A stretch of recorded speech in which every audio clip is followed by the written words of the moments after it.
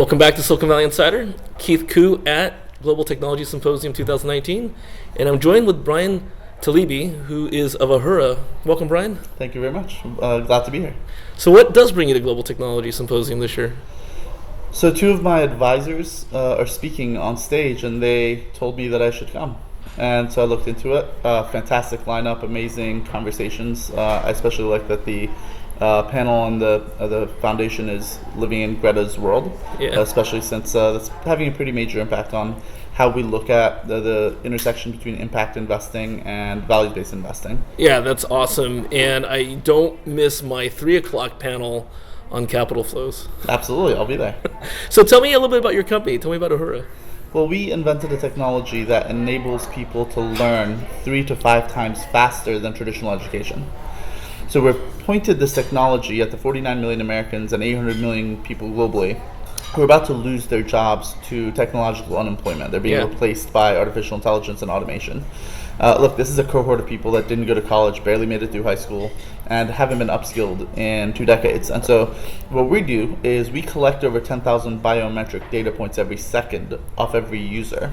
And we identify the optimal way to deliver content to that individual so it's highly personalized and enables them to be successful. And then we dynamically alter the content to fit their unique needs in that moment. So take me through an example of that. Sure. So let's say that you're a 39-year-old retail employee from Sheboygan, Wisconsin. Okay. And your job is being replaced by a robot. So most of our customers are large corporates that buy seats for our technology and give it to members of the cohorts that they're firing or laying off en masse. Okay. Because they want the world to know that they're doing good things for the world and they care deeply about their employees. And so let's say you get the severance package that says, hey, you're going to be replaced at some point in the next 6 months. Here is a package that will allow you to land on your feet. So they begin using our platform. And let's say they start learning how to be a coder, developer, or a social media manager on our platform. And they begin with text-based learning. Now, within about 10 to 20 minutes, our platform will identify that, hey, this person's only learning at about a 20% efficacy. So we give them a pop-up that says, hey, do you mind if we switch the learning style? And we switch them to an experiential learning model.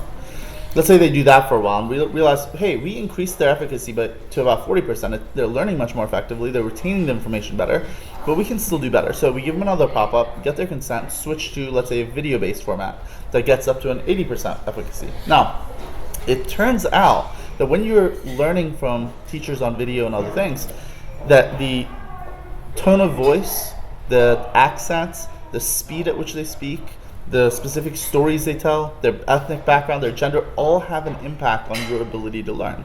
And since we're collecting all this data, we're able to identify the optimal way to convey this information. So we switch to a different video with a different speaker that's going to connect and resonate much more with that particular student. Well, it sounds great. I mean, it sounds very interesting, and I think where the technology is headed to address these underserved populations, especially with automation. I just came out of a conference talking about the ethics about AI, and I covered a lot on my show. And so I think it'll be interesting, and this won't be for today, but we'll have you back on to talk about the ethics behind your technology and how you're getting your training data, because once you're building the data set, because I can imagine when you're taking 10,000 biometric data points that it could, at least my regulatory background, it could really get into some interesting testing. Yeah, absolutely. So there's a lot behind that. So one of the things we decided to do right off the bat, because we understand that if this technology is used for propaganda or selling advertising, it can be very dangerous. And so we built certain guardrails. So we made legally binding commitments that we would not use this data for those two things. In addition to that, we're building an ethics review board with teeth that sits at the same level as our regular board to make sure that we're doing the right things as we continue to build the company.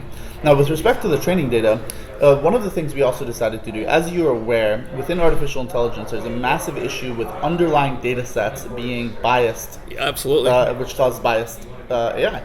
And so one of the things we do is for every license that we sell to large corporates like McDonald's and Apple and Salesforce and others, we give away a free license to members of underserved communities globally. So we give away free seats to women in slums in India and favelas in Brazil, people in refugee camps in Turkey and Syria and Norway, for two reasons. Number one, it's really important to me to level the playing field globally.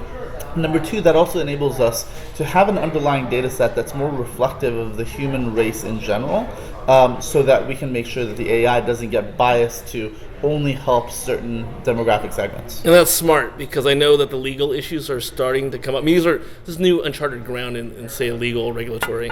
And what you're dealing with is what banks are already dealing with in terms of fair lending. So just as an analogy. So I think it's really cool what you're doing. Thank you. Bryan, thanks for being here today. I hope to have you back on the show sometime. Thanks for having me. I'm looking forward to it.